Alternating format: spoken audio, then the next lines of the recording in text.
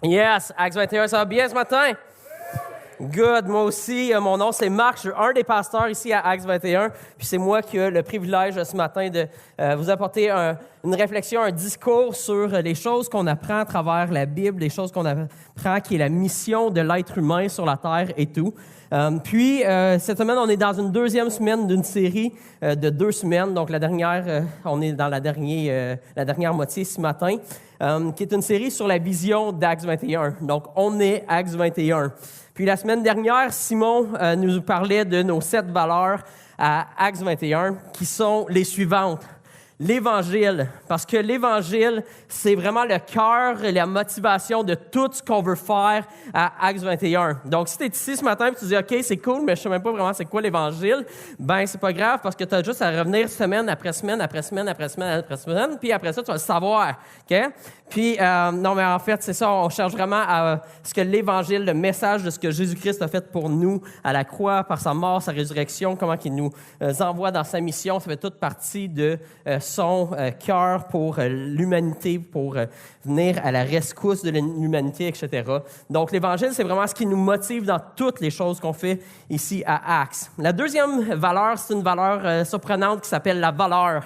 Puis c'est parce que Dieu valorise l'être humain. Dieu trouve que sa création, elle est belle. Puis il accorde beaucoup de valeur à tout ça. Puis nous aussi, en tant qu'Acts 21, on veut valoriser les choses que Dieu valorise. Troisièmement, on a le courage, parce que ça prend du courage de se battre à contre-courant dans un monde qui souvent est hostile à Dieu. Ça prend du courage pour se battre pour ce qui est le plus important dans ce monde. Donc, il y a plein de choses qui vont mal dans le monde des fois. Nous, on veut vraiment cultiver une culture de courage, où on a le courage d'adresser ce qui se passe mal dans ce monde. On veut une culture d'excellence, parce que Dieu, c'est un Dieu qui ne fait pas les choses à moitié. Mais nous non plus, on ne veut pas faire les choses à moitié, donc on veut donner le meilleur de nous-mêmes semaine après semaine, les dimanches, mais surtout à travers la semaine. On veut continuellement travailler fort pour voir avancer la mission de Dieu. Cinquièmement, on a la persévérance, parce que, je ne sais pas si vous l'avez déjà remarqué, mais les plus grands changements dans ce monde, quand on pense, par exemple, à l'abolition de l'esclavage ou la lutte contre la pauvreté ou la lutte contre le trafic humain, c'est toutes des choses qui vont pas qui n'ont pas changé du jour au lendemain. On a besoin de persévérer, de continuer à pousser, tout ça. Donc, la vision de Dieu, c'est pas une vision sur 1 an, sur 2 ans, c'est une vision sur l'ensemble de l'histoire de l'humanité. Puis, on cherche à travailler avec persévérance vers la mission qu'il nous a donnée. 6, la générosité, parce que Dieu n'a rien épargné pour bâtir un monde meilleur. Il a donné la vie de son propre Fils pour bâtir un monde qui est plus beau. Puis nous aussi, on essaie de faire à l'image de Dieu, on essaie de vouloir vivre de cette manière-là, où on se donne soi-même pour l'avancement de son plan. 7, et finalement, on veut l'unité, parce que Jésus-Christ, justement, a donné sa vie parce qu'il voulait qu'on soit un avec lui. Le plan de Dieu, si vous ne le saviez pas, c'est que nous, on soit un avec lui.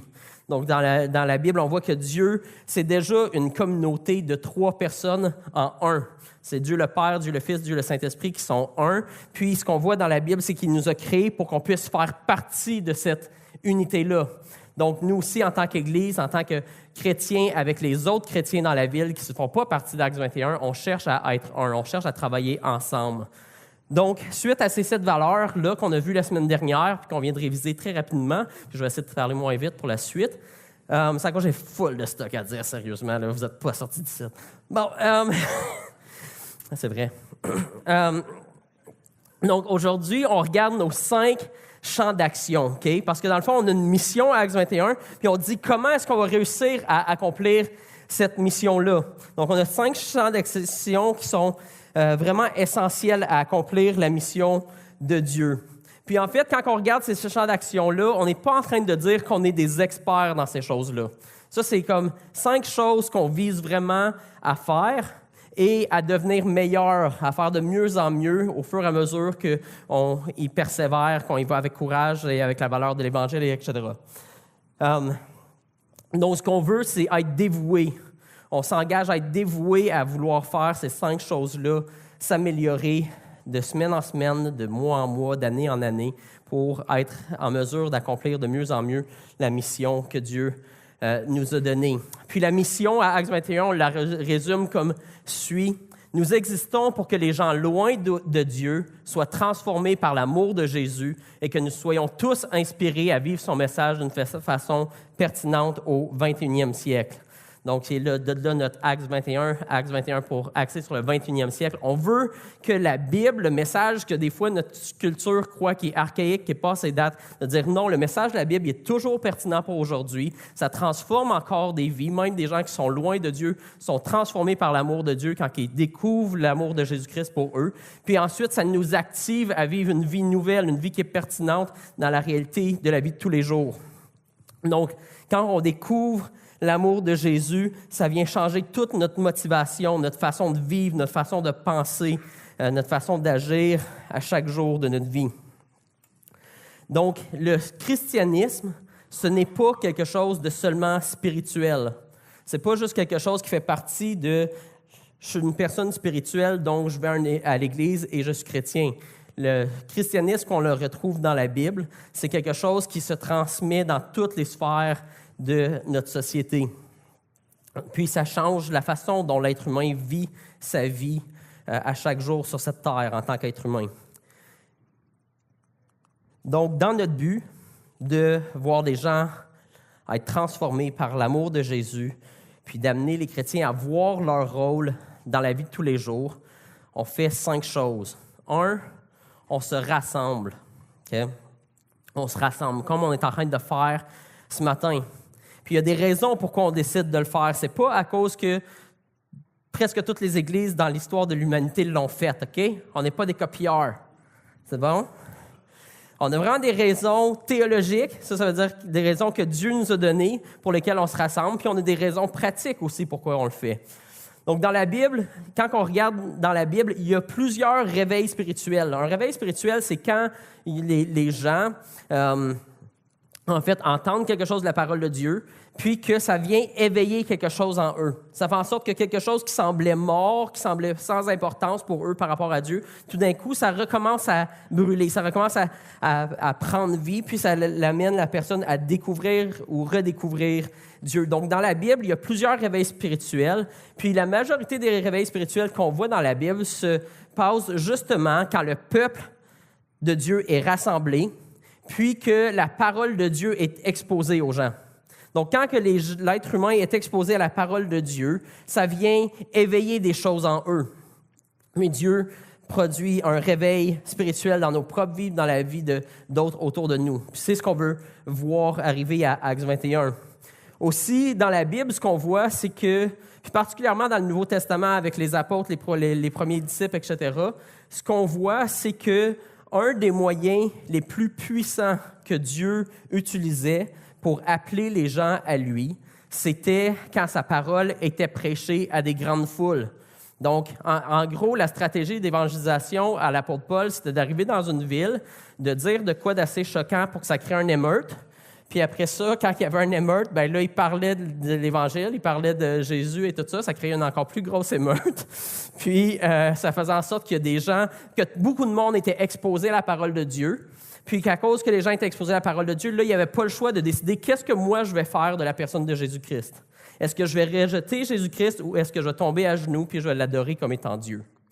Donc, on voit que c'est une des manières que Dieu se sert pour appeler les gens à lui quand on crée des rassemblements.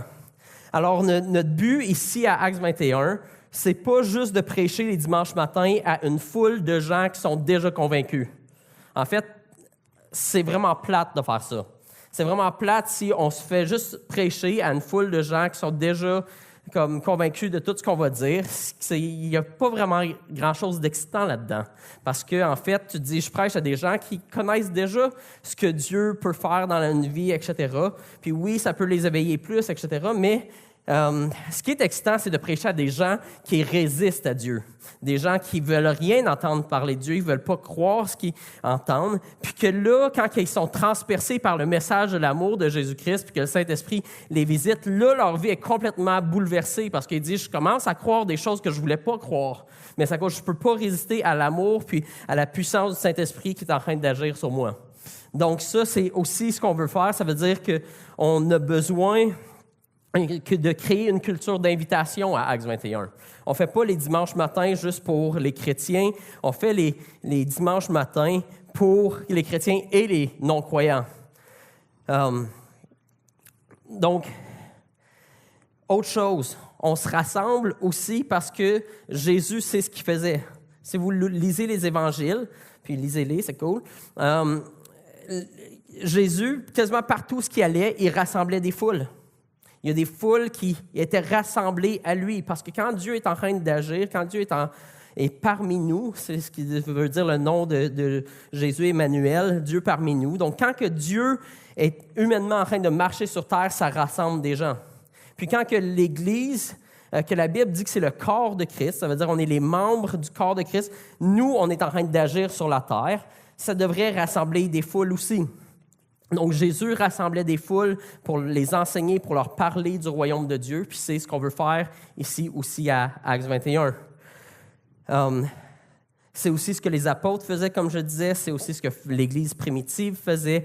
Souvent, tu vois des grands rassemblements, puis la parole de Dieu est prêchée, parce qu'on ne veut pas juste qu'il y ait 2-3 personnes ici à Magog qui soient percutées par le message de l'Évangile. On veut vraiment que des milliers de gens à Magog soient percutés par le message de l'Évangile. Puis pour ça, on a besoin de créer des rassemblements. Mais pourquoi est-ce qu'on fait ça dans un bâtiment comme ici, un dimanche matin? C'est une très bonne question parce qu'on se dit peut-être que ce n'est pas la meilleure place pour faire un rassemblement. Puis, comme je disais il y a quelques semaines, à Acts 21, il n'y a rien de sacré, dans le sens que par rapport à la forme, par rapport à la manière dont on fait les choses. Donc, présentement, je crois vraiment que le dimanche matin, c'est le meilleur endroit pour créer un rassemblement. Parce que dans la culture québécoise, on se dit, bon, s'il y a une église qui n'est pas une secte, se rencontre, probablement que ça va se rencontrer un dimanche matin dans de quoi d'officiel, puis que je vais pouvoir aller explorer ça tranquillement sans être comme observé et tout. Je vais pouvoir comme juste aller voir qu'est-ce qui se passe. Donc, on croit que le dimanche matin, c'est probablement le meilleur endroit pour créer un rassemblement où les gens sont prêts à écouter la parole de Dieu. Parce que, exemple, si tu vas au Centre Bell puis tu dis « OK, là, il y a déjà un rassemblement, fait que c'est cool, fait que je vais commencer à parler », sérieusement, ils ne vont pas t'écouter longtemps. Puis, ça ne veut pas dire que ça ne serait pas une bonne tentative, parce que la Bible elle nous dit de prêcher en toute occasion, favorable ou pas. Mais vraiment, ce qu'on veut, c'est de créer un rassemblement où, oui, les chrétiens viennent ensemble, oui, on est content de venir ensemble, mais aussi où on invite les gens du dehors, les gens qui vont pas dans les églises habituellement, à dire « Viens écouter ce que Dieu est en train de faire ». Donc, c'est un bon moyen de le faire dans notre ère, puis si on trouve d'autres moyens de le faire encore mieux, on va le faire. On cherche, nous autres, quand on parle des 5 champs d'action, c'est pas... on est prêt à tout scraper. On est prêt à dire, si ce n'est pas ça qui nous aide vraiment à atteindre la mission, on change de stratégie, il n'y a pas de problème. Mais pour l'instant, ce qu'on veut, c'est de rassembler le plus de gens ici, dimanche après dimanche, pour être exposés à la parole de Dieu. Puis ça, en fait, il y en a qui pourraient dire, oui, mais ce n'est pas la job de l'Église, l'institution, de prêcher la parole de Dieu, mais c'est le rôle de chacun des chrétiens. Puis en fait, si tu penses ça, ben c'est parfait, parce qu'il faut absolument, ça fait partie du plan de Dieu, que tous les chrétiens, partout ce qui nous envoie à travers la société, que oui, on amène le message de l'Évangile. Mais je ne sais pas pour vous, mais moi, souvent, c'est arrivé que je partageais le message de l'Évangile à mes amis, puis tout ça, puis ils comprenaient ce que je leur parlais, sauf que on dirait que ça restait là des fois. Hein? Je ne sais pas si ça vous est déjà arrivé. On dirait que, OK, c'est cool, c'est intéressant. Fin de l'histoire. Puis là, la prochaine fois, je les vois, je dis, OK, je veux leur parler de ce que Dieu est en train de faire dans ma vie. Puis là, je leur parle encore, mais ils sont comme, OK, ouais, c'est cool, c'est bon. Hein? Puis, qu'est-ce qui arrive, c'est que je suis le seul témoin dans la vie de cette personne-là à dire, Dieu est extraordinaire, il faut que tu rencontres Jésus. Fait que quand il y a une personne qui te dit ça, t'es comme, OK, il est juste un peu weird, je l'aime pareil, mais c'est correct. T'sais? Mais qu'est-ce qu'on a vu à Acts 21 à travers les années, c'est que quand que cette personne-là est transposée, pas juste d'être un à un avec la personne, mais est transposée dans le grand rassemblement, là, tout d'un coup, c'est pas juste une personne qui parle de comment Jésus est extraordinaire puis a transformé leur vie, mais tout d'un coup, c'est un rassemblement.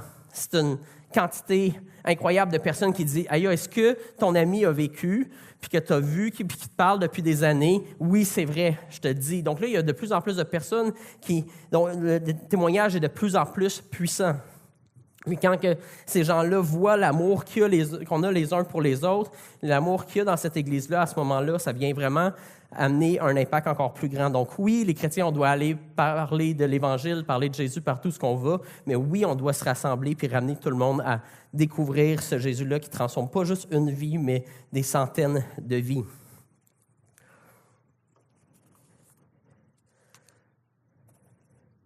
Finalement, on se rassemble parce que c'est ce que Jésus est venu faire. Il nous dit dans Tite 2,14, ça nous dit « Jésus s'est donné lui-même pour nous afin de nous racheter de toute faute et de se faire un peuple qui lui appartienne, purifié et zélé pour de bonnes œuvres. » Dieu, il est dans la business de se rassembler un peuple. Il est dans la business de rassembler des gens à lui, des gens qui lui appartiennent, qui vont être purifiés, qui vont être zélés pour faire le bien. Donc, on se rassemble ensemble et on participe avec Dieu à rassembler des gens à lui. Ça veut dire que pour nous, de façon pratique, ça veut dire que si ici ce matin, il y a des chaises libres, c'est correct, mais ça veut dire qu'on prie que Dieu remplisse ces chaises-là. Puis ça veut dire aussi que quand ils vont être pleines, ces chaises-là, il va falloir trouver des moyens innovateurs de voir comment est-ce qu'on ajoute plus de chaises, comment est-ce qu'on fait plus d'espace, comment est-ce qu'on doit aller à faire plus qu'une rencontre par semaine pour accommoder les gens puis permettre que plus de gens entendent parler de l'Évangile.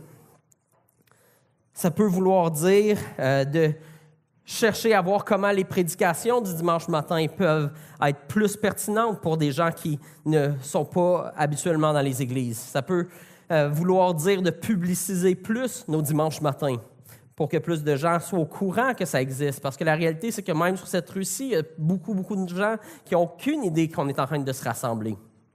Ça peut vouloir dire de travailler plus fort à faire un accueil qui est encore plus chaleureux, qui est encore plus accueillant que ce qu'on fait présentement. Ça peut vouloir dire d'offrir des services à la zone enfant pour un plus grand nombre d'enfants. En fait, c'est une de nos problématiques ou de nos défis. Donc, ce n'est pas une problématique, c'est quelque chose qu'on veut. On veut avoir plus d'enfants à Acts 21, puis on veut que plus d'enfants entendent parler de la parole de Dieu. Donc, il faut qu'on soit en mesure de trouver comment est-ce qu'on va faire pour servir ces enfants-là, pour avoir assez d'intervenants, d'enseignants pour bien prendre soin de ces enfants-là à tous les niveaux d'âge, etc. Parce que le rassemblement de la zone enfant, c'est aussi important que le rassemblement qui se passe ici avec les adultes. En fait, ma mère est comme assez intelligente, ce qu'elle dit, c'est vrai, tu sais, c'est cool. Fait que ma mère a dit qu'un enfant, ça vaut 2 adultes, OK? Parce qu'elle dit, un enfant, lui, sa vie n'est pas toute scrap, déjà.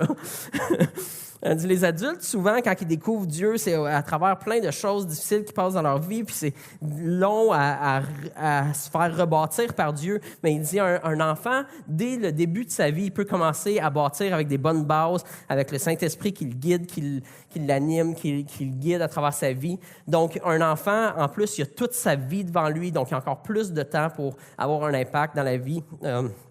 Pour Dieu. Donc, elle a dit, un enfant, ça vaut 2 adultes. Puis, essentiellement, on veut vraiment rehausser l'importance de ce qui se passe à la zone enfant ici à Acts 21. On veut voir comment est-ce qu'on fait pour servir les enfants, comment est-ce qu'on fait pour qu'eux aussi soient percutés par le message de l'Évangile, que ça transforme leur vie.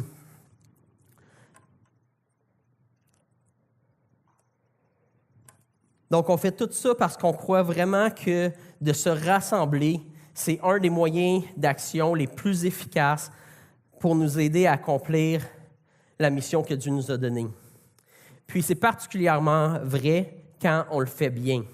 Donc, c'est pour ça qu'on cherche à faire les choses bien, qu'on cherche à les faire avec zèle, avec excellence, parce qu'on veut bien accueillir les gens. On veut que ça soit une démonstration de l'amour que Dieu a pour les gens autour de nous. Donc, à Acts 21, on va continuer à travailler fort, de mieux en mieux, à découvrir comment est-ce qu'on fait pour faire des rassemblements qui ne sont pas juste pour nous, mais des rassemblements qui rejoignent les gens du dehors, puis qui sont transformateurs, puis pertinents pour les croyants et pour les non-croyants, dans le but de les amener à vivre une vie qui est pertinente pour Dieu, ici même à Magog. Deuxièmement, notre deuxième champ d'action, c'est de connecter. Donc, si de se rassembler, c'est la première étape, connecter, c'est définitivement la deuxième. Tu vois, c'est sur le tableau, ça le prouve. Parce que c'est une chose de rassembler du monde, mais c'en est une toute autre et aussi importante, sinon plus importante, de connecter. Connecter avec Dieu. Tout le monde est capable de rassembler une foule. Mais on ne les rassemble pas juste pour les rassembler. On veut que les gens connectent à Dieu. On veut que les gens connectent les uns avec les autres. On veut aider les chrétiens à connecter avec les gens autour de nous dans notre société. Donc, si on se rassemble, mais que les gens ici ne connectent pas avec Dieu, on se doit de changer notre façon de faire les choses pour favoriser qu'il y ait cette connexion-là avec Dieu. Si on se rassemble, mais que les gens ne créent aucune connexion les uns envers les autres, donc ils rentrent ici incognito, partent d'ici incognito, puis que s'ils font ça pendant des mois, sans jamais connecter avec d'autres êtres humains, mais on doit changer notre façon de faire les choses, on doit favoriser cette connexion-là. S'il y a des gens qui connectent avec Dieu et avec d'autres êtres humains le dimanche matin, mais que ça se résume au dimanche matin, puis qui n'ont aucune connexion avec Dieu, puis avec les autres êtres humains pendant le restant de la semaine, on doit aussi changer notre façon de voir les choses, de voir comment est-ce qu'on peut favoriser que la vie chrétienne, ce n'est pas juste quelque chose qui se vit le dimanche matin, mais qui se vit à travers la semaine, pour vivre une vie qui est transformée. Donc, pour avoir une vie qui est transformée, on n'a pas juste besoin du dimanche matin, on n'a pas juste besoin... on a besoin que ce soit beaucoup plus que juste le dimanche matin. On a besoin que ça fasse partie de notre vie de tous les jours. Puis c'est pour ça que les chrétiens, on les encourage, puis on s'encourage nous-mêmes à dire, lisez votre Bible, priez, passez du temps avec Dieu. Vous devez connaître ce que Dieu a pour vous. Vous devez être en relation constante avec Dieu parce que c'est ce qui nous invite à être. Il nous invite à vivre notre vie, pas en étant déconnecté de lui, mais d'être connecté à lui, puis que ça vienne affecter chacune des sphères de nos vies. Que Dieu fasse partie de nos joies, qu'il fasse partie de nos peines, qu'il fasse partie de nos défis, qu'il fasse partie de nos ambitions. Donc, que Dieu soit vraiment la motivation de toute chose dans notre vie. En fait, il n'y a aucune partie de la vie chrétienne qui peut faire de sens si on néglige cette partie-là centrale du fait d'être en relation avec Dieu. Peut-être que tu as commencé ta vie chrétienne ou ce que tu es en relation avec Dieu ou ce que à cause du sacrifice de Jésus-Christ, puis de sa mort, sa résurrection, puis le fait que tu as choisi de le suivre, de faire partie de sa famille, ça se peut que tu as commencé ta vie chrétienne en étant en relation avec Dieu, puis qu'il faisait vraiment partie de chacune de tes journées, puis que tu lui parlais à travers la journée, que tu lisais dans sa parole, que tu apprenais. Mais avec le temps, ça se peut que tu as commencé à te déconnecter de Dieu.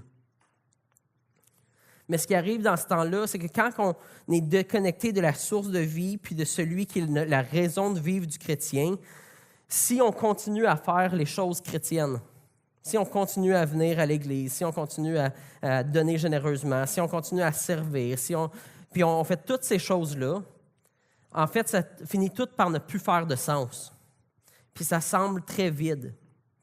Donc, les chrétiens, on a besoin de revenir à connecter avec le Créateur de l'univers. Que le Créateur de l'univers, c'est notre Père. Le Créateur de l'univers, c'est notre frère. Que le Créateur de l'univers, c'est notre meilleur ami. On a besoin de revenir à cette connexion-là, sinon, je vous dis, la vie chrétienne ne fait pas de sens. Connecter avec Dieu, c'est la base de la vie chrétienne. Puis c'est pour ça que Jésus dit que le plus grand commandement de tout, il dit, s'il y a une chose à faire dans ta vie, en tant qu'être humain, il dit, aime le Seigneur ton Dieu de tout ton cœur, de toute ton âme, de toute ta force, de toute ta pensée. Il dit, fais ça. Il dit, concentre-toi là-dessus. La raison de ton existence, c'est que tu aimes Dieu. Il dit, si là, tu aimes Dieu de tout ton cœur, de toute ton âme, de toute ta force, de toute ta pensée, il dit, le reste va tomber en place. Tu vas savoir comment vivre le restant de ta vie. Mais il faut absolument que tu t'accroches à cette chose-là. Il faut que ça soit la première chose dans ta vie. Puis c'est ce qui devient aussi la force du deuxième commandement que Jésus donne, qui est « Tu aimeras ton prochain comme toi-même ». Puis c'est pour ça qu'à Actes 21, on dit, pour qu'on puisse s'aimer les uns les autres, aimer notre prochain comme nous-mêmes, on a besoin d'avoir ces plateformes-là où on n'est pas juste un dimanche matin assis dans un grand rassemblement, mais on a besoin des temps à travers la semaine pour connecter les chrétiens les uns avec les autres. Puis qu'on apprenne qu'est-ce que ça veut dire de s'aimer les uns les autres. C'est pour ça qu'on a mis en place des groupes connexion. Ça, c'est des groupes qui se rencontrent dans la semaine, qui disent on veut cheminer ensemble. On en a dans plusieurs quartiers dans la ville. Puis, c'est un point de plus dans la semaine où on a l'occasion de, oui, connecter avec Dieu, mais aussi de connecter les uns avec les autres. Puis de le faire dans un contexte qui est plus petit que le rassemblement du dimanche pour que ça puisse favoriser le fait de se connaître les uns les autres, que ça nous permette de découvrir Dieu ensemble, de grandir ensemble à connaître Dieu, puis à savoir qu'est-ce que ça veut dire dans la vie de tous les jours, aujourd'hui, à Magog, en 2018, de vivre pour Jésus. Donc, on s'équipe ensemble, on s'encourage, on s'écoute, puis aussi, on apprend à écouter les autres. Sinon, vous allez vous le faire dire. En fait, on apprend ce que ça veut dire d'être respectueux envers les autres, d'écouter les autres, d'aider les autres, d'aimer les autres. Parce que la grande surprise des groupes connexion, pour n'importe qui a été dans un groupe, la grande surprise, c'est que personne n'est parfait. Il n'y a vraiment personne qui est parfait. C'est pas à cause que vous êtes dans une église, dans un rassemblement d'église, ça veut dire que les gens sont parfaits. C'est pas à cause que vous allez dans un groupe connexion que ça veut dire que les gens sont parfaits. Donc, ça va être des vrais êtres humains qui ont un vrai tempérament, un vrai caractère. Des vrais êtres humains qui tapent ses nerfs. Des vrais êtres humains qui vont vous blesser.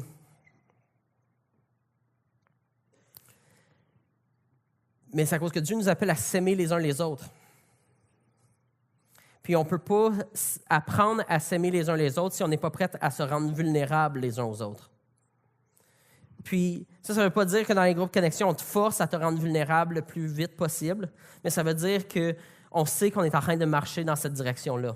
On est en train de marcher dans la direction de dire, il faut que je découvre ce que ça veut dire d'aimer mon prochain, puis de me laisser aimer aussi par les autres.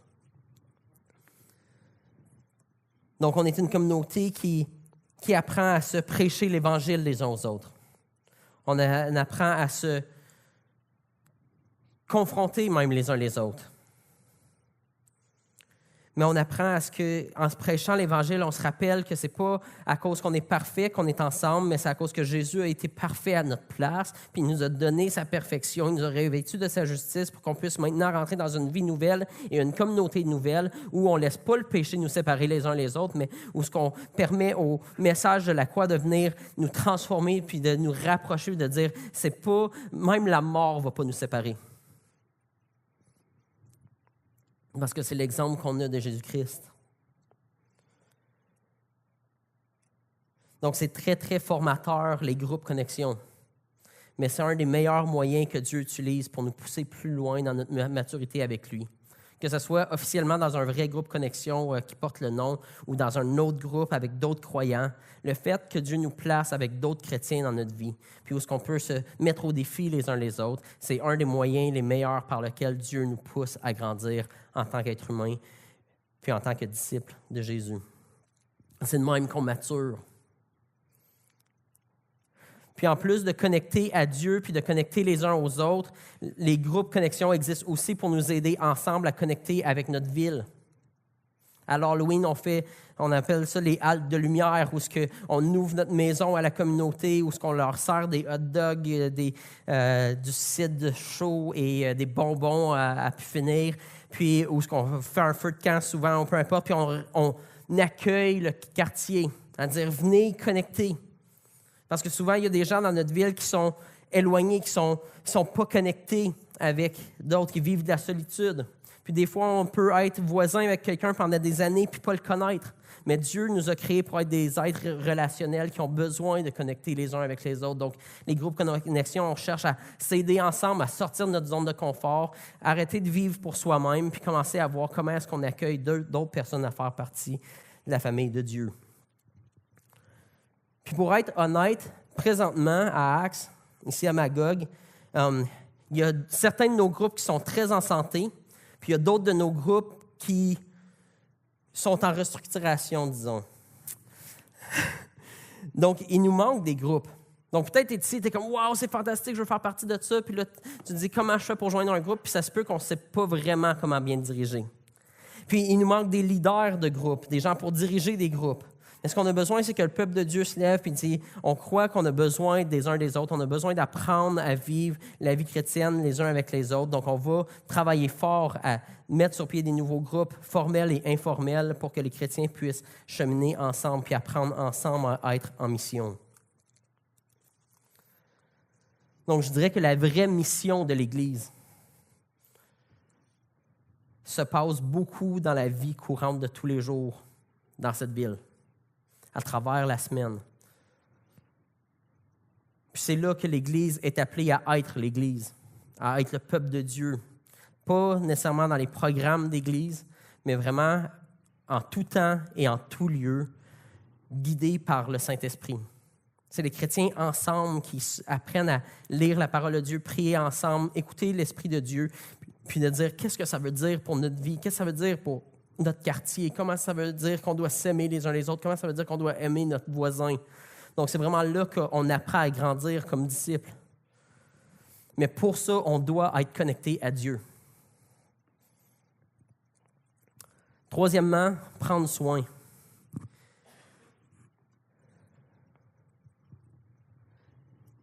Bien que le fait de connecter ensemble nous aide beaucoup à prendre soin les uns des autres, on croit vraiment aussi que l'Église est appelée à être particulièrement attentive aux besoins qui nous entourent.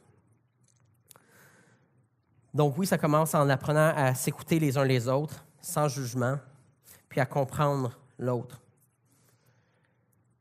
Puis pour être honnête, ça se peut que tu viennes ici à Axe, Magog, puis tu te dises « Ouais, mais moi, plein de fois, je suis comme « J'ai besoin d'aide, puis j'ai pas d'aide. » Puis ça, c'est décevant.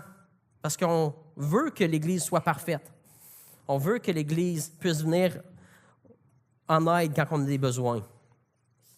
Puis pour être honnête, on est une Église ici à Magog qui a une très petite équipe pastorale. En fait, en ce moment-ci, à Magog, il n'y a aucun pasteur de payé. Il n'y a aucun pasteur qui est payé pour être le pasteur de l'Église. Timothée Corbeau, qui est notre pasteur, il est en arrêt de travail présentement. Puis ça fait en sorte qu'il était le seul qui était rémunéré par l'Église pour faire cette tâche pastorale-là. Mais même s'il était là, même si Timothée serait là à temps plein, c'est évident qu'une personne n'est pas suffisante pour prendre soin de plus de 150 personnes. Alors, prendre soin dans notre cas signifie qu'on a tous besoin de développer une attitude de se soucier les uns des autres. Puis c'est bien parce que c'était ça le plan de Dieu. Le plan de Dieu, ça n'a jamais été que ce soit les pasteurs qui prennent soin des autres. Oui, ça fait aussi partie de leur rôle, mais son but, c'est que tous les chrétiens, on s'améliore à se soucier les uns des autres, à prendre soin les uns des autres. Chercher comment moi, je peux contribuer à faire ma part pour prendre soin de ceux qui souffrent, de prendre soin de ceux qui sont vulnérables. C'est un fardeau qu'on doit tous apprendre à porter ensemble, en sachant qu'il n'y en a aucun d'entre nous qui a la capacité ni l'appel d'être le sauveur du monde. Dieu nous a créés avec des ressources limitées, avec du temps limitées, avec des capacités limitées. Alors, la réalité, c'est qu'on ne peut pas venir en aide à tout le monde, tout le temps. Puis, sincèrement, c'est une des choses les plus difficiles à accepter. Parce qu'on dit, il me semble, les chrétiens, on devrait être là les uns pour les autres. Puis c'est vrai. Puis on doit se battre pour devenir meilleur. Puis le fait que nos capacités, nos ressources, notre temps y est limité, ça ne nous empêche pas de vouloir se battre au maximum pour pouvoir aider le plus de gens possible. Puis créer une culture à Acts 21 où on cherche à s'appuyer, à s'aider les uns les autres. Puis que quand quelqu'un ne nous aide pas, puis qu'il dit « j'ai pas le temps finalement de t'aider » ou peu importe, puis là tu te sens seul, que tu ne sois pas là pour alourdir le fardeau en critiquant, mais que tu apprennes à faire partie aussi de la solution, de voir comment est-ce je peux faire pour aider d'autres, parce que je vois clairement qu'on n'est pas tous capables de prendre soin les uns des autres. Donc, on a tous à grandir, puis à se rattacher aussi que notre Sauveur, c'est Jésus-Christ. Il est le seul que son temps n'est pas limité, que ses capacités ne sont pas limitées, ses ressources ne sont pas limitées, puis il dit « je ne vous abandonnerai jamais ». Donc, on sait que même quand que le peuple de Dieu n'est pas en mesure de venir à mon secours, à mon aide, on sait qu'on n'est pas seul. Puis en plus, dans cette mission de prendre soin les uns des autres, Dieu nous dit dans Jacques que la vraie religion pure et sans tache, c'est de prendre soin de la veuve puis de l'orphelin. Puis ça veut dire qu'à Acts, on a une passion pour accueillir dans nos familles des enfants qui ont besoin d'une famille. On a un souci de prendre soin des mères puis des pères monoparentales, des gens qui sont seuls. Donc, que ce soit par l'adoption ou par le système de famille d'accueil, on croit que Dieu nous appelle, les chrétiens, à être engagés dans ce combat-là de prendre soin de ceux qui n'ont pas de parents, qui n'ont pas de famille. Puis pour ceux qui n'ont pas la capacité d'adopter ou de devenir famille d'accueil, c'est parfois en aidant financièrement, c'est parfois en portant main forte aux familles qui sont en processus d'adoption ou qui sont en train d'accueillir des nouveaux enfants. Parce que l'adoption, c'est une des images les plus puissantes de ce que Dieu a fait pour nous. Donc oui, on veut prendre soin les uns des autres, mais on veut également prendre soin de ceux qui souffrent dans notre monde. Puis c'est aussi pour ça qu'on amasse régulièrement des fonds pour des causes qui nous tiennent à cœur dans la région, puis ailleurs. C'est pour ça qu'on offre un souper de Noël le 24, parce qu'on sait qu'il y a plein de gens dans la ville qui sont seuls le 24, puis qui, eux autres, ils souffrent de cette solitude-là, puis on dit, on veut vous offrir un repas, on veut que vous veniez fêter avec nous, on veut que vous puissiez faire partie de la famille. On veut que vous ayez un endroit où vous êtes accueillis, puis acceptés, puis aimés. C'est pour ça qu'on fait les déménagements le 1er juillet, parce qu'on offre ces déménagements-là à des gens qui sont dans le besoin. On veut prendre soin, pas seulement les uns des autres, mais on veut prendre soin des gens autour de nous pour être une bonne nouvelle pour cette ville. Parce qu'on est appelé à être une Église qui prend soin. 4. Se multiplier. Une des premières missions, en fait, c'est la première mission que Dieu donne à l'être humain dans les premières pages de la Bible, c'est de se multiplier et de remplir la terre. Le concept ici, c'est que Dieu nous a créés à son image. Il a créé l'homme et la femme à son image, puis il a dit « Je veux remplir la terre d'êtres à mon image ». Puis, qu'est-ce qui est arrivé? C'est que quand l'être humain a péché, quand il s'est détourné de Dieu, c'est comme si notre vie, c'est un miroir qui est supposé refléter la beauté de qui Dieu est partout sur la planète, partout dans toute la création, qu'on voit le reflet parfait de qui Dieu est. Mais quand on s'est détourné de Dieu, c'est comme si le miroir a été brisé. Puis tout d'un coup, ce qu'on reflète de Dieu, c'est très distorsionné. Ça veut dire que souvent, les gens regardent la planète puis ils disent « Quand je regarde ce qui se passe sur la Terre, je ne peux pas croire qu'il y a un bon Dieu qui existe. » Pourquoi? Parce que l'être humain, on était là pour refléter la beauté de qui Dieu est, puis on est en train de refléter la laideur. On est en train de refléter autre chose que Dieu. On est en train de refléter le contraire de qui Dieu est. Donc, au lieu de refléter l'amour, on reflète la haine. Donc, Dieu a donné ce mandat-là de remplir la terre d'êtres qui étaient à son image. Puis il nous dit, multipliez-vous, remplissez la terre. Mais l'être humain, on a manqué ce mandat-là. On n'a pas réussi ce mandat-là. Puis Dieu a dit, j'ai une solution. Je vais moi-même, la deuxième personne de la Trinité, je vais venir sur terre en tant qu'un être humain. Je vais moi-même vivre la vie parfaite que l'être humain n'a pas réussi à vivre. Cet homme-là, Jésus-Christ, va être l'image, le reflet parfait de qui Dieu est. Il va restaurer l'image de Dieu sur terre. Puis Jésus a vécu cette vie-là en apprenant à ses disciples à quoi ça ressemble, une vie humaine quand on reflète Dieu.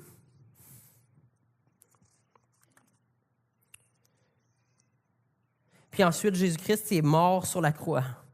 Il dit, tout ce qui est brisé dans ce monde, je vais le prendre sur moi-même. Je vais l'enterrer dans la tombe. Puis je vais ressusciter pour donner une vie nouvelle, un nouvel espoir. La Bible nous dit qu'il est le premier-né d'une nouvelle création. Puis il dit, maintenant, tous ceux qui croient en moi, je vais leur donner mon Saint-Esprit pour que le Saint-Esprit habite en eux, puis que le Saint-Esprit commence à réparer les morceaux brisés du miroir. Quand on donne notre vie à Jésus-Christ, ce qu'il fait, c'est qu'il dit, tu es un miroir, oui, qui est brisé, mais oui, tu es précieux. Dieu t'avait créé pour être l'image de Dieu. Oui, tu es brisé à cause que tu t'es éloigné de Dieu, mais je veux te prendre, je veux t'aimer, je veux te chérir, je veux te reconstruire. Je veux prendre les morceaux qui sont tombés par terre, je veux les recoller pour que de plus en plus, de jour en jour, tu puisses refléter Dieu de mieux en mieux autour de toi. Que tu puisses refléter la gloire de Dieu autour de toi. Donc, Christ multiplie son image en nous. On est appelé à grandir à l'image de Christ. C'est pour ça que Jésus donne aux chrétiens, il donne la mission dans Matthieu 28, il dit « Allez, faites de toutes les nations des disciples. Baptisez-les au nom du Père, du Fils, du Saint-Esprit. » Ce qu'il est en train de dire, c'est la même chose que Dieu a dit à la création. Il dit « Multipliez-vous, remplissez la terre d'êtres à mon image. » Jésus dit l'être humain a rempli la terre d'êtres qui ne sont pas à l'image de Dieu, qui sont une image brisée de Dieu. Moi, je suis le premier d'une nouvelle création et maintenant, j'envoie mes disciples pour remplir la terre, de faire des disciples de toutes les nations qui vont ressembler au Père, au Fils et au Saint-Esprit.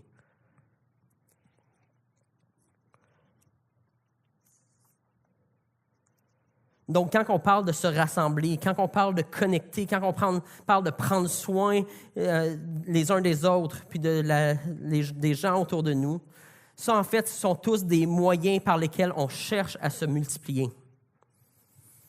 On cherche à remplir la terre d'être à l'image de Dieu. Mais on veut aussi être intentionnel.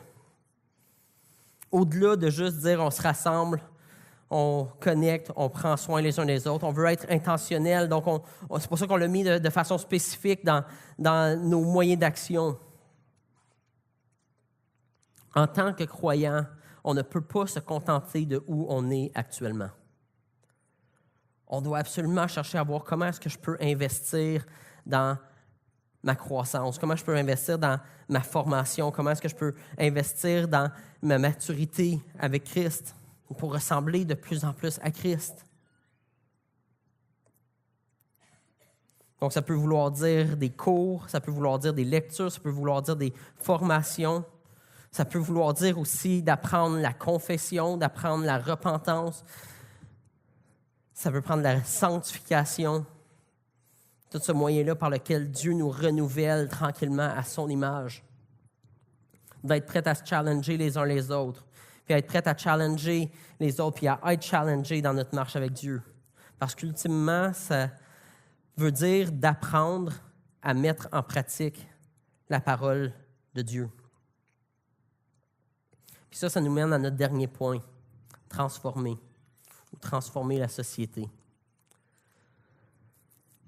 Trop souvent, les chrétiens, la tendance des chrétiens puis des églises, c'est de seulement mettre l'emphase sur une partie du mandat ou de la mission que Dieu donne à l'être humain. Donc, dans le récit qu'on a vu de la création, Dieu donne le mandat de se multiplier et de remplir la terre. Puis souvent, on a tendance à mettre de l'emphase seulement là. Donc, ce qu'on dit, c'est comme, OK, il faut que des gens entendent parler de Jésus, acceptent Jésus, croient en Jésus, puis qu'ils deviennent chrétiens, puis qu'on les baptise au nom du Père, du Fils et du Saint-Esprit. C'est ça notre mission. Puis c'est vrai. Mais c'est une partie de la mission. Il y a un deuxième mandat que Dieu donne à l'être humain dans le récit de la création, qui nous appelle à dominer, à cultiver et à garder la terre. Puis quand on entend ça, on peut se dire, OK, c'est un peu bizarre. OK, je comprends l'aspect de se multiplier, de remplir la terre, d'être à son image. Mais qu'est-ce que ça veut dire de cultiver la terre, puis de la garder, de cultiver la création? Ça signifie que si on est créé à l'image de Dieu, on devrait aussi vivre dans ce monde puis se soucier de ce monde d'une façon qui reflète le caractère de Dieu. Ça veut dire que ça devrait passer à des actions. Donc, ce qu'on voit Dieu faire dans la Bible, au début, dans la première page de la Bible, on voit que Dieu met de l'ordre. Il prend le chaos, il prend les ténèbres, il prend le vide, puis il crée la lumière, puis il sépare la lumière d'avec les ténèbres. Ensuite, il crée l'étendue du ciel, puis il met une délimitation entre la mer et la terre sèche.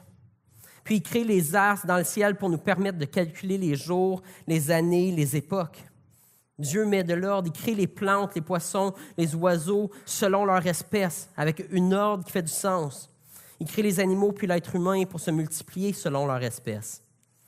Donc Dieu met de l'ordre dans sa création.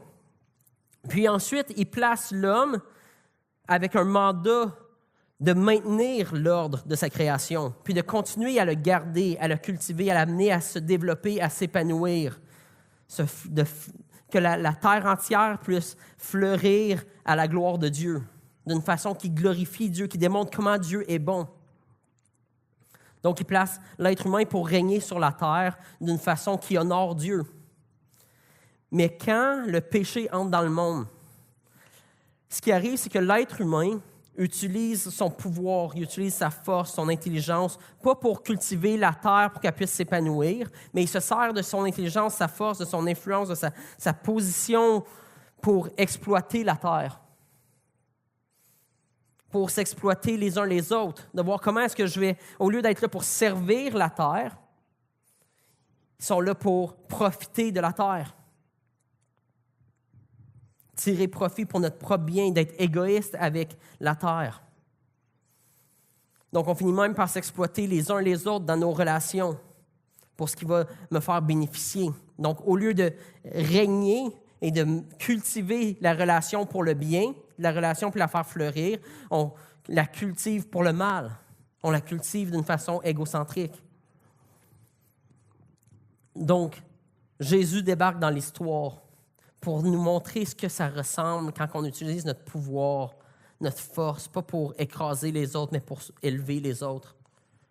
Il vient s'humilier jusqu'à la croix, en donnant sa vie comme le roi serviteur, le plus puissant qui s'abaisse au plus bas niveau pour servir même le plus faible. Puis c'est ça le monde que Dieu est en train de bâtir. Puis c'est pour ça que Jésus, dans la grande commission, il ne finit pas en disant seulement « Allez, faites de toutes les nations des disciples, baptisez-les au nom du Père, du Fils et du Saint-Esprit », mais il continue en disant « Et enseignez-leur à mettre en pratique tout ce que je vous ai prescrit ». Il dit « Il faut que ça ait une raison. Il faut que le fait que je vous ai sauvé, puis que je suis en train de restaurer cette image-là en vous, il faut que ça se traduise par la manière dont vous vivez. » De la manière que vous gérez cette terre, que vous gérez les relations, que vous cultivez la création. Puis la mise en pratique pour Jésus est essentielle à la fois. Il dit, celui qui écoute ma parole, puis la met en pratique, lui, il construit sa vie sur du solide. Il dit pas si tu écoutes, puis en fait, il dit celui qui écoute mes paroles, mais il ne met pas en pratique. Il dit il construit sa maison sur du sable. Il dit ça ne va pas être solide. Pour Jésus, c'est essentiel que le fait d'être restauré à l'image de Dieu à travers le salut, à travers le cadeau que Dieu nous donne, pour Dieu, c'est essentiel que ça se transforme par des actions tangibles de mise en pratique. Parce que si Dieu vient sur terre présentement, c'est sûr que ça va avoir des implications pratiques pour tous les gens dans cette ville. Que Magog ne sera plus pareil si Jésus arrive ici. Donc, il dit, quand je suis en train de restaurer votre vie à mon image, il faut absolument que ça ait des implications pour tout le monde autour. Puis des fois, les chrétiens ont dit, « Ouais, mais c'est légaliste de mettre un emphase sur l'obéissance. » Mais la réalité, ce n'est pas légaliste en tout, c'est chrétien. C'est la chose chrétienne à faire, d'obéir à Dieu. C'est-à-dire, OK, les principes qu'il donne, les commandements qu'il donne sont pour mon bien, puis sont pour le bien de la création. Donc, pourquoi je ne voudrais pas les mettre en pratique? Quand on dit qu'on croit en Jésus, c'est ce qu'on est en train de dire. On croit qu'il est la vérité. Donc, ce qu'il dit être bon, c'est bon. Donc, on veut rentrer dans cette vie nouvelle-là en disant, je ne vais pas juste apprendre le concept d'une vie nouvelle, mais je veux vivre une vie nouvelle dans la réalité de tous les jours. Pas comme un fardeau, pas pour me justifier, pas pour me penser un meilleur chrétien, mais tout simplement comme la joie de pouvoir participer au plan de Dieu, de cultiver et garder la création d'une façon qui reflète la beauté de qui Dieu est. Ça veut dire que les chrétiens, on se doit d'être impliqués dans le développement de notre ville. On ne peut pas s'en laver les mains et dire « ce qui se passe dans la ville, ça, ce n'est pas notre problème ». Dieu il dit « je vous ai placé dans une ville pour que vous puissiez investir dans cette ville-là, que vous puissiez contribuer au développement de cette ville-là, pour que les gens puissent voir à quel point il fait bon vivre quand que c'est pas le royaume des ténèbres qui règne, mais quand c'est le royaume de la lumière qui règne. » Quand que l'Église, puis là où l'Église a souvent fait du tort, c'est que quand elle a commencé à gagner du pouvoir puis de l'influence dans une ville, elle a commencé à dominer contraire à comment Dieu voulait qu'on domine. On a commencé nous-mêmes à imposer nos affaires, commencé à exploiter les gens, commencé à contrôler les gens, commencé à exploiter pour notre bien. Mais Dieu dit, non, je veux que tu serves comme un roi serviteur. Je veux que tu te soucies de ce qui se passe dans cette ville. Je veux que tu contribues au bien-être de cette ville. Je veux que tu pries en faveur de cette ville. Mais pas pour l'exploiter, pour être une bénédiction, pour aimer, pour servir. Donc, les chrétiens, on a besoin d'être impliqués dans le système de l'éducation. On a besoin d'être impliqués dans le système de la santé. On a besoin d'être impliqués dans les gouvernements. On a besoin d'être impliqués dans les lois qui sont en train d'être écrites dans notre ville, dans notre province. On a besoin d'investir dans le développement économique de notre région. Dieu se soucie même de l'économie d'une région.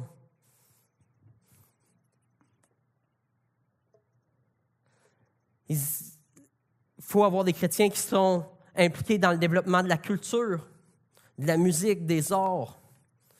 Donc, on n'a pas juste le mandat d'être impliqué dans des choses soi-disant spirituelles et chrétiennes et d'Église. Dieu nous invite à cultiver la terre.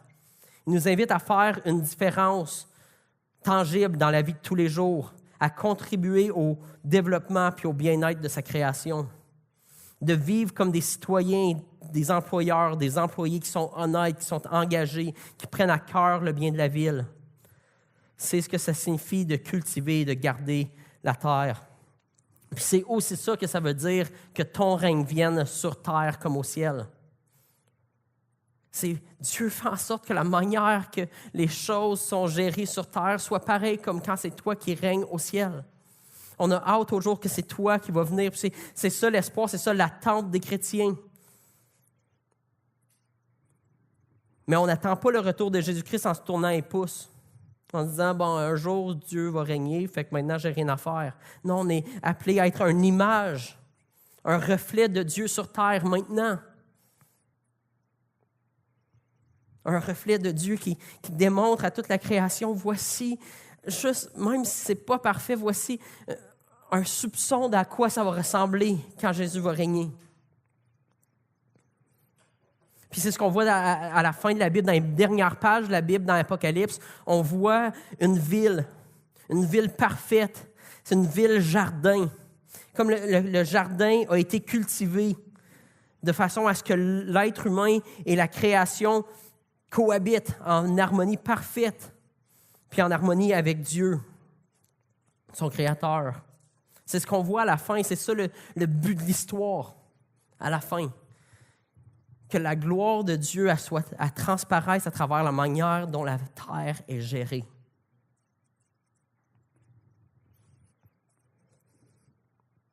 Puis nous, les chrétiens, c'est à cette ville-là qu'on travaille. Il dit, pendant qu'on est de passage sur cette terre, on est en train de refléter une meilleure ville. On est en train d'annoncer, il y a une meilleure ville qui s'en vient. Mais je veux te donner une image à quoi ça peut ressembler. Puis si Dieu, c'est un Dieu qui se soucie de chaque être humain, c'est sûr qu'il se soucie de ta situation financière. Puis oui, il se soucie de si tu souffres. Puis oui, il se soucie de si tu n'as pas accès à l'éducation. Puis oui, il se soucie. Donc on veut le démontrer à la société.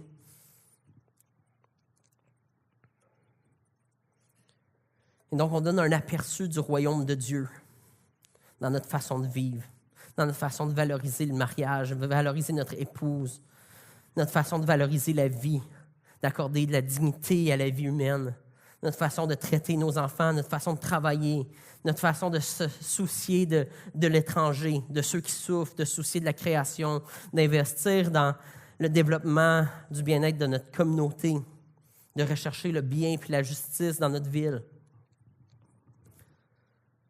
Donc, Dieu se soucie de la façon que tu es un père, la façon que tu es une mère, la façon d'être un ami, ta façon d'être un voisin.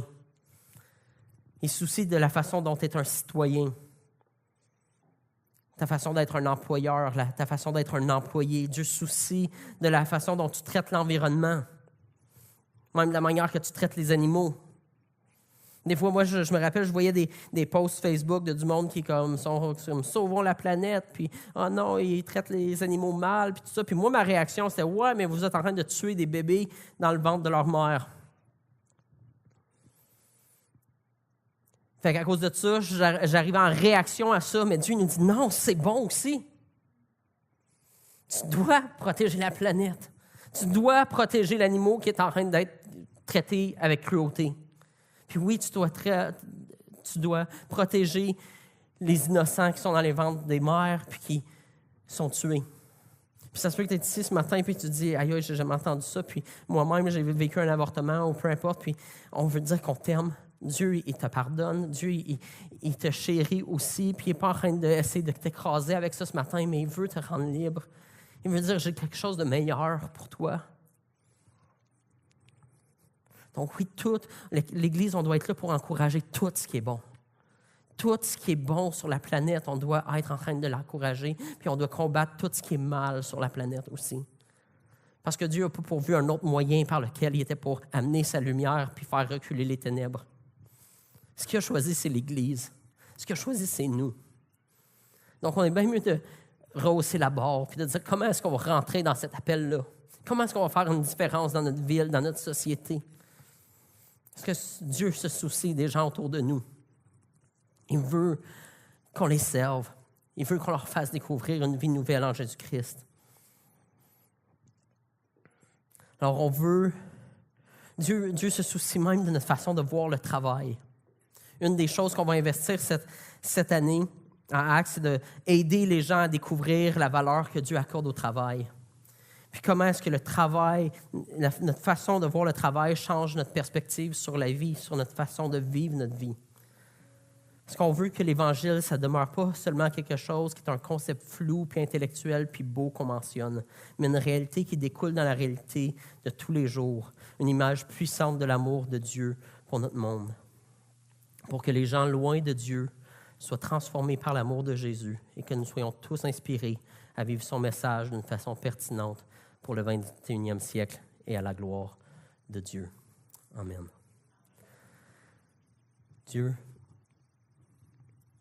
pour être honnête, on n'est pas à la hauteur de ton appel. Quand je préparais cette semaine, je me disais, c'est impossible qu'on fasse tout ça. c'est épuisant juste d'en parler. Mais c'est pour ça que tu n'as pas appelé un individu à le faire. Mais tu as appelé ton corps. Tu as appelé l'Église, ton peuple. Puis c'est pour ça que tu nous as donné ton esprit. C'est pour ça que tu nous as remplis de toi. Puis que tu nous as dit que tu n'étais jamais pour nous abandonner. Puis que tout pouvoir t'avait été accordé. Puis que tu nous permets de rentrer dans notre appel en sachant que c'est le Dieu de l'univers qui nous a appelés. Puis la Bible nous dit que les portes du séjour des morts ne pourront même pas résister contre l'Église. Ça veut dire que la fin de l'histoire est écrite. Ça veut dire que l'Église finirait victorieuse. Le royaume des ténèbres va être anéanti, puis le royaume de la lumière va avoir pris toute la place. À cause que tu es mort et ressuscité. C'est ça qu'on veut chanter maintenant. On veut chanter ta gloire, Jésus, parce que notre espoir n'est pas en nous-mêmes. Mais oui, on veut travailler fort. On veut travailler toutes nos forces pour faire avancer les choses avec l'énergie que tu nous donnes. On ne veut rien préserver pour nous-mêmes. On veut dire oui, à cause que tu as tout donné pour moi, je veux tout donner pour Christ. Je ne veux pas vivre pour moi-même puis mon royaume, mais je veux vivre pour son royaume. Je veux que ma vie elle vaille la peine. Je veux qu'elle aille compter à la fin.